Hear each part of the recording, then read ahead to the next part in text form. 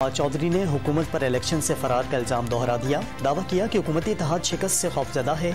Media से गुफ्तगू के दौरान 11 जनवरी से पहले एतमाद का वोट लिए जाने का इशारा दे दिया।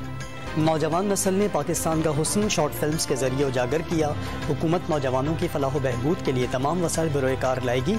वज़ीर आज़म शहबाज शरीफ का नेशनल एमेच्योर फिल्म फेस्टिवल 2022 की तकरीब से खिताब।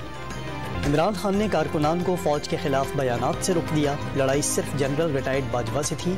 इजलास में पार्टी तर्जुमानों को वाज़ेह हिदायत जारी। मोनिस इलाही की जमान पार्क लाहौर में चेयरमैन PTI इमरान खान से मुलाकात। काफ लीग की PTI के साथ सीट एडजस्टमेंट और वज़ीर आला पंजाब के एतमाद के वोट पर तबादला ख्याल। फवाद चौधरी ने हुकूमत पर इलेक्शन से फरार का इल्ज़ाम दोहरा दिया। दावा किया कि हुकूमती इत्तेहाद शिकस्त से खौफजदा है।